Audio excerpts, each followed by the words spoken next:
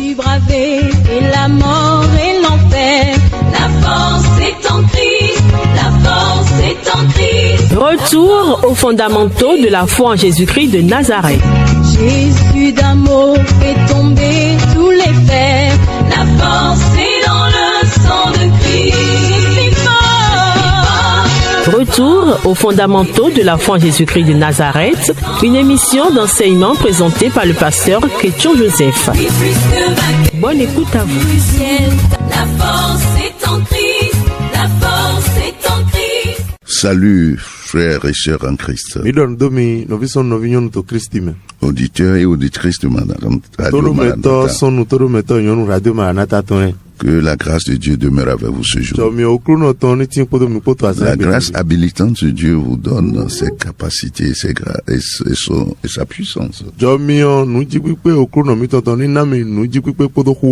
Et que cette grâce vous affermisse dans la voie de la vie éternelle. Que la grâce de Dieu, au travers de sa parole, vous illumine en ce jour, vous fortifie, vous édifie, vous enracine dans la vérité, afin que vous prévaliez dans tous les défis qui sont les vôtres.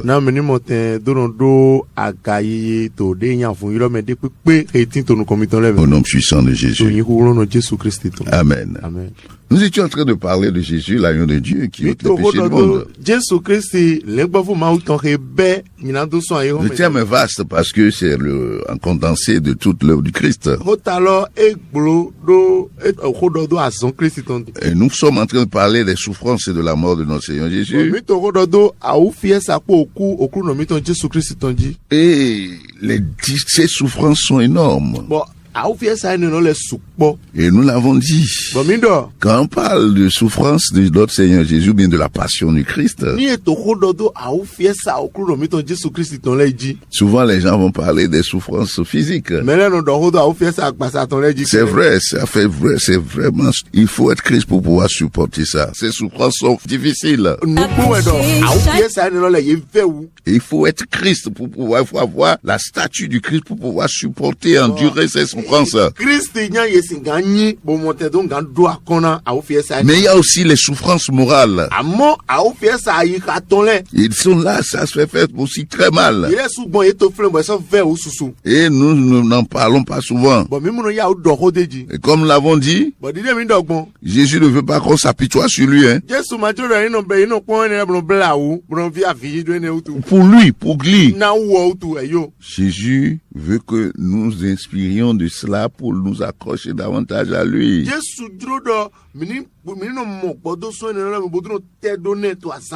Comprendre la profondeur de son amour. Et comprendre aussi que c'est un exemple que nous avons devant nous. Ces choses ont été écrites pour nous servir d'exemple. C'est ce que la Bible dit. Pour notre leçon.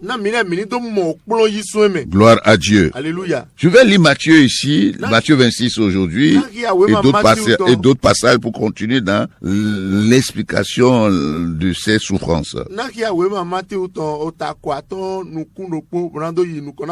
Et comme je vous ai dit, nous allons voir les faits et en même temps nous vous dirons la signification biblique de ces faits spirituels.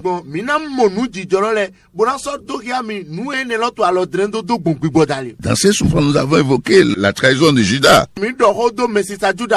Dans Matthieu 26, verset 14 à 16, disons ceci. Alors l'un des 12, appelé Judas Iscariote, alla vers les principaux sacrificateurs et dit, que voulez-vous me donner et que je vous le livre? Et lui payait 30 pièces d'argent. Depuis ce moment, il cherchait une occasion favorable pour livrer Jésus. Vous voyez la valeur à laquelle on a évalué le Fils de Dieu? 30 pièces d'argent. Et c'est son disciple qui a fait ça. Ils sont pas tristes? Ça là, c'est pas une douleur morale, ça? Qui montre la profondeur de la gravité, de la profondeur de la déchéance dans laquelle l'homme, l'être humain est tombé.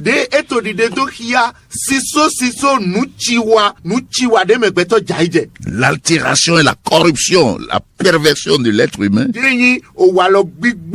La corruption. C'est l'homme, l'être humain même est corrompu, est dans la pourriture, la putréfaction avancée de l'homme humain. Vous évaluez le Fils de l'homme à 30 pièces d'argent. Encore on reviendra une autre fois sur la signification spirituelle de ça. Et voir aujourd'hui et continuer pour voir le témoignage de Jean. Dans Jean 18, nous allons sortir seulement quelques éléments saillants. Et nous avons déjà dit que le passage de Jésus devant le souverain sacrificateur,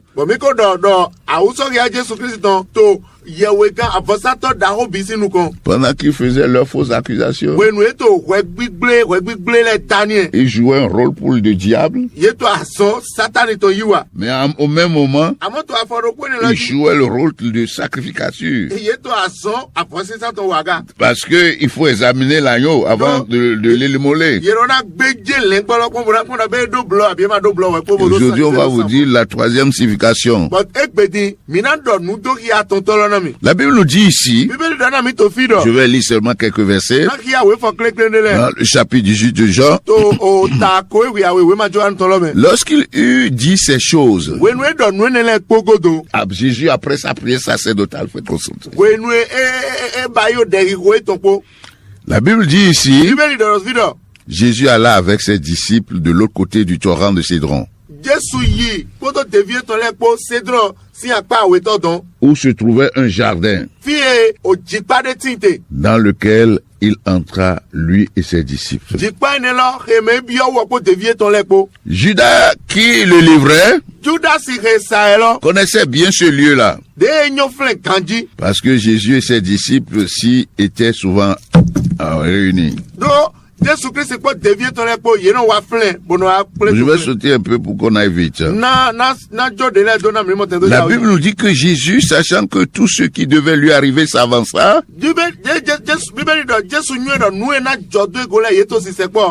et leur dit, qui cherchez-vous quand les gens sont arrivés? La cohorte des huissiers, ils sont venus pour saisir Jésus. Il lui dit, Jésus de Nazareth. Jésus leur dit, c'est moi. Et Judas qui le livrait était avec eux. Le verset 6 nous dit ceci. Lorsque Jésus leur eut dit, c'est moi, ils reculèrent et tombèrent par terre. Il leur demanda de nouveau, qui cherchez-vous? Et il dit, Jésus de Nazareth. Verset 8, Jésus répondit, je vous ai dit que c'est moi. Si donc c'est moi que vous cherchez, laissez aller ceux-ci. Il dit cela afin que s'accomplisse la parole qu'il avait dit.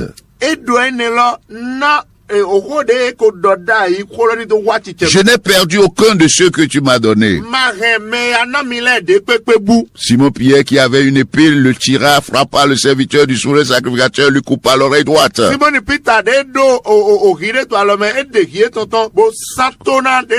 Ce serviteur s'appelait Malchus.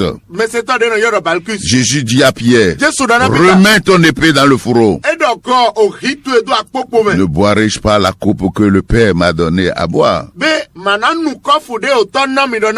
Oui, cette coupe, nous l'avons dit, il l'a vu déjà à l'avance dans le jardin de Gethsemane. Que le Seigneur nous vienne en aide. Alléluia. Amen. Où il avait dit, non pas ma volonté, mais ta volonté. Gloire à Dieu. Alléluia. Qu'est-ce que nous observons là? D'abord, vous cherchez quelqu'un.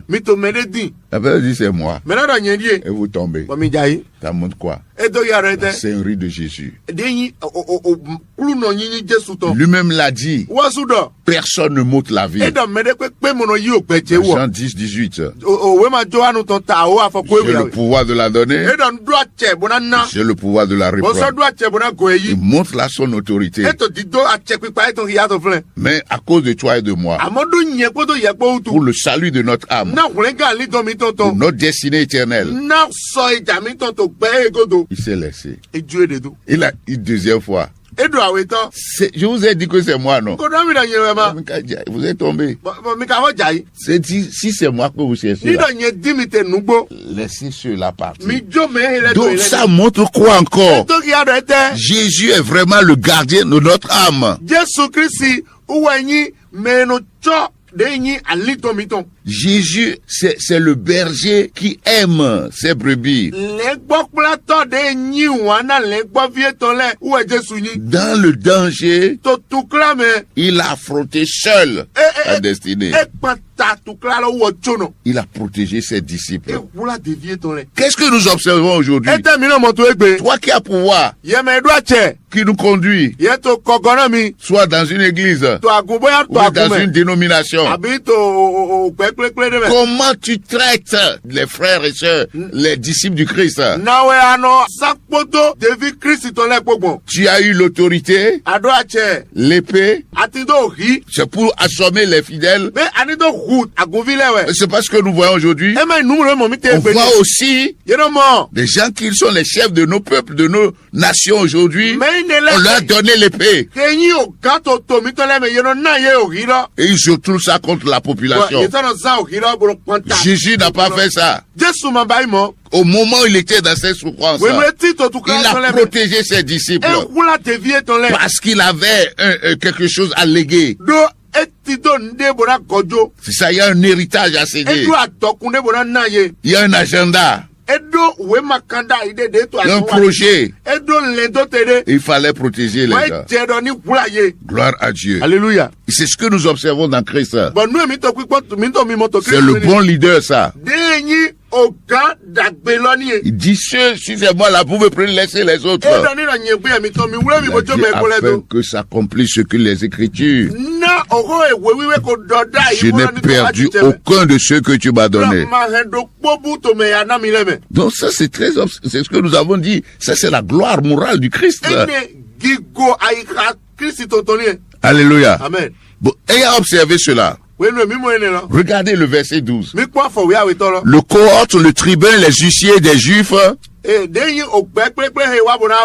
se saisit alors de Jésus et le lièrent. C'est pas l'agneau qu'on lit. C'est ça.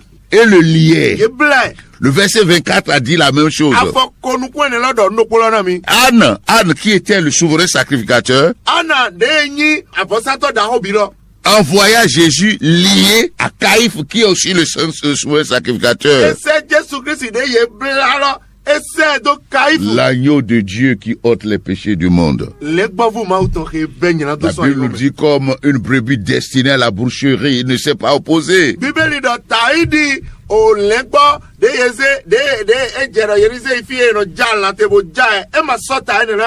Donc, c'est très important de noter ces éléments-là. Jésus est passé devant Anne et Caïphe, souverain sacrificateur, pour être examiné, pour être qualifié, le vrai agneau de Dieu.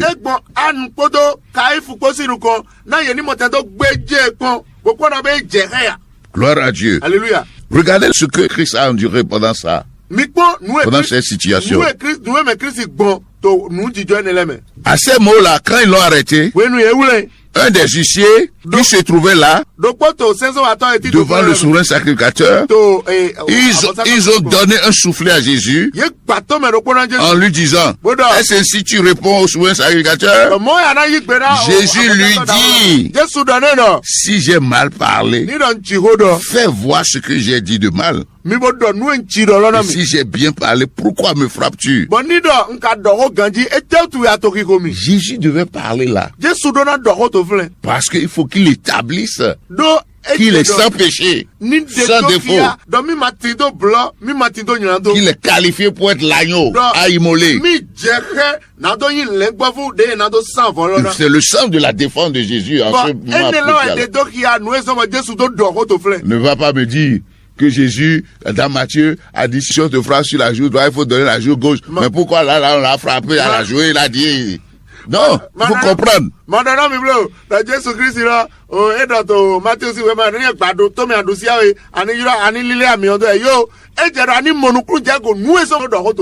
Il fallait qu'il établisse là.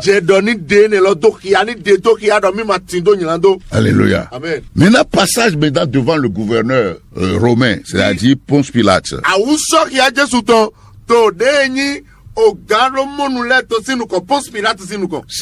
Ça a beaucoup de sens. Parce que le monde, même le pouvoir politique, devait témoigner contre les Juifs. C'est-à-dire ces souverains sacrificateurs. On l'a éprouvé dans la loi juive. Il semble faux, sans défaut. Maintenant, on va le passer devant la loi des nations, des peuples. Devant le pouvoir. C'est ça, le pouvoir public. Pour l'éprouver. Qu'est-ce que la Bible nous révèle là? Alléluia. Amen. Alléluia. Amen. Alléluia. Amen. Le verset 29. D'abord, Pilate, la Bible dit, je vais lire le verset 28, il conduisit Jésus de chez Caïphe maintenant au prétoire. C'était le matin. Ils n'entraient point eux-mêmes dans le prétoire afin de ne pas se souiller et de pouvoir manger la Pâque. La Bible nous dit dans le verset 29, il dit, Pilate sortit donc pour aller à eux, il dit. Quelle accusation portez-vous contre cet homme? Il dit, si ce n'était pas un malfaiteur, nous ne l'aurions pas à livrer. Et ça, c'est une réponse à donner devant le tribunal. Donnez-nous des preuves. Donnez-nous des témoignages. Des faits. Et on va voir dans la loi pour qualifier si c'est un crime. Et que ça mérite la mort. Oui, s'il n'était pas un malfaiteur, nous n'allons pas. En ce cas, Pilate dit, prenez-le vous-même et allez le juger. Parce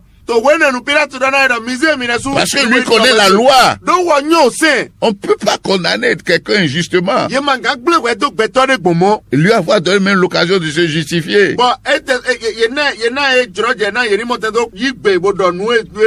Et qu'est-ce qu'il répond? Il a dit, jugez-le selon votre loi. Les Juifs lui disent, il ne nous est pas permis de mettre personne à mort. Ouais, eux là, ils cherchaient quelqu'un, hein, il veut manger le piment comme on le dit, dans la bouche de quelqu'un d'autre. Mais Pilate était intelligent. Jugez-le vous-même. Donc vous ne voulez pas avoir le sang sur la main. Votre loi ne dit pas de condamner les gens à mort.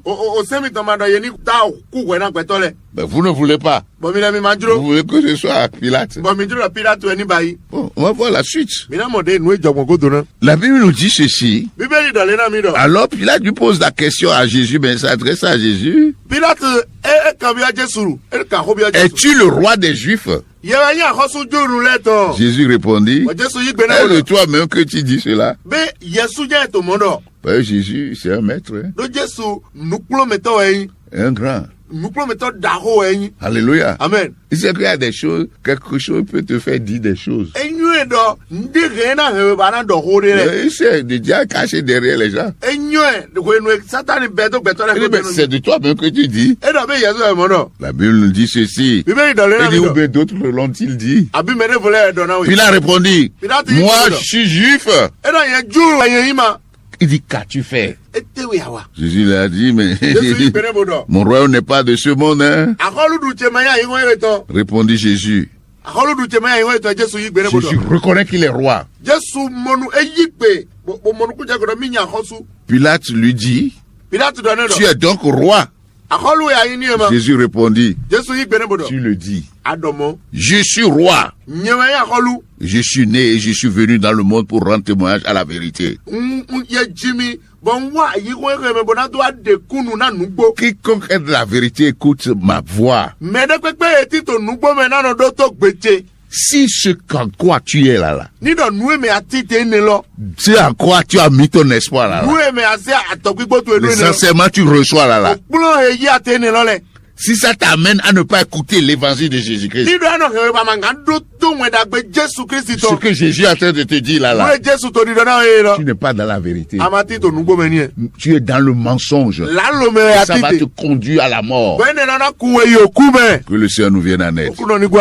Mais ce que nous devons noter dans ce passage très édifiant, voici à partir du verset 38, il a dit qu'est-ce que la vérité? Il sortit de nouveau pour aller vers les Juifs. Et il leur dit, frère, sœur, écoute ceci. Il dit, je ne trouve aucun crime en lui. C'est ça. Je ne trouve aucun crime en lui. C'est pourquoi nous disons que Jésus a été condamné, accusé faussement et condamné faussement.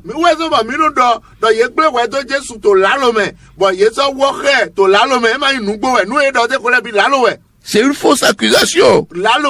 Fausse accusation. Pilate, le gouverneur, dit, je ne trouve aucune faute. Aucun crime n'a rien commis comme crime. C'est sérieux. C'est un cas pour les Juifs. C'est pourquoi il est roché de scandale. Ils ont inventé des choses. Ils ont fabriqué de fausses accusations. Pilate, à la fin, se déclare incompétent pour connaître ce cas-là. Puisque eux, ils fuient leur responsabilité. Que le Seigneur nous vienne en aide. Il est le roi des rois. Alléluia. Amen. Le Seigneur Jésus est roi. Et quand ils l'ont crucifié plus tard, le même Pilate a dit d'écrire sur le pentacle, il décrit que ici là c'est Jésus de Nazareth, roi des Juifs.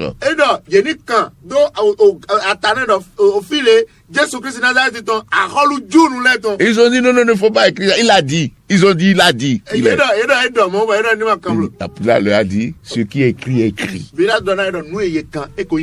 Gloire à Dieu. Donc, vous voyez les accusations. Donc, voilà ce que Jean, lui, va nous présenter ça. Pas de crime. Mais la lecture spirituelle de ça, c'est quoi? Ça veut dire quoi? Quelqu'un est derrière, c'est lui qui est le cerveau même de tout ce qui se passe. C'est le diable. Poussé à accuser faussement Christ. Et ils l'ont condamné. Et ils l'ont exécuté. Mais en fait, nous allons voir après. C'est toi. C'est toi qui devais être accusé. Parce que c'est toi qui as péché. Jésus, dans ce rôle, prenait ta place. Et il a été condamné. Donc il te dit, j'ai pris tes péchés, j'ai pris ta condamnation, et j'ai été déjà condamné. Si tu crois en moi, tu ne seras plus condamné. Parce que le Dieu souverain, Dieu juste, Il ne veut pas punir, sanctionner le même crime 2 fois. Non. C'est là le sens de ce que Christ a versé là. En tant qu'agneau de Dieu qui ôte le péché du monde. Nous y reviendrons la prochaine fois encore en détail. Que tu sois béni en ce jour. Que la grâce de Dieu t'éclaire. Que la puissance de Dieu te revête. Que tout ce qui n'est pas vérité dans ton cœur soit démoli. Jésus-Christ, la lumière véritable. La vérité entre dans ton cœur en ce jour. T'éclaire. Et que tu prévales sur les ténèbres de ta vie, ou bien les ténèbres qui te combattent, au nom puissant de Jésus. Amen. Amen. Peux-tu braver et la mort et l'enfer? La force est en Christ, la force est en Christ. C'était l'émission Retour aux fondamentaux de la foi en Jésus-Christ de Nazareth. Jésus d'amour fait tomber tous les fers. La force est dans le sang de Christ. Retour aux fondamentaux de la foi en Jésus-Christ de Nazareth, une émission d'enseignement présentée par le pasteur Ketcho Joseph. Retour aux fondamentaux de la foi en Jésus-Christ de Nazareth, tous les mercredis de 10h45 à 11h15. Contact du pasteur 53 53 03 84. 53 53 03 84. Que Dieu bénisse votre écoute. La force est en Christ, la force